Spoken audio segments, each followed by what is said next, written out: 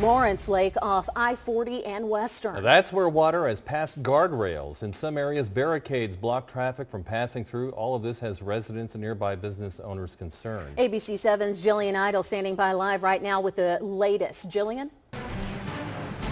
Now, I want you to take a closer look at just how high these water levels are here right by Lawrence Lake. Now, the city put a plan in place in the 1990s, which included installing 2 pumps to this lake so something like this would never happen. And earlier today, I spoke to the assistant city manager who says they never imagined this could occur here again.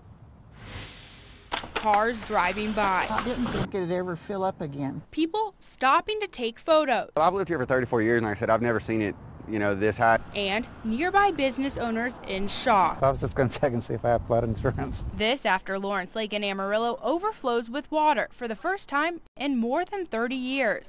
And the city of Amarillo says right now there's not much they can do. You can't pump during the storms.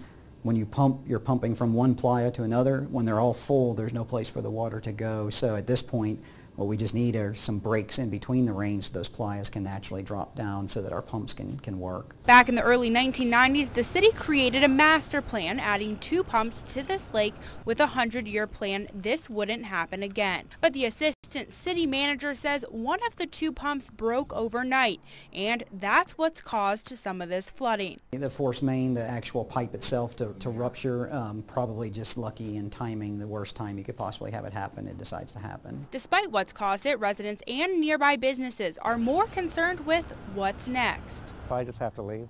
What if we get any more? This is just going to continue to go up. The city meeting just a little bit ago to discuss their emergency plan. Any event like this has probably been since the 80s, at least on this magnitude, if not before that. Individually, certainly we've seen as recently as Memorial Day, we saw flooding right at the playa there at Lake McDonald, but on this kind of magnitude, it's been quite some time. Now, the city has emergency plans in place, and those include evacuations if necessary, and they say they will assist residents if that does come to be needed. And of course, we are continuing to track this situation, and we'll provide the latest information on air and online at abc7amarillo.com. Live from Lawrence Lake, Jillian Idle, ABC 7 News.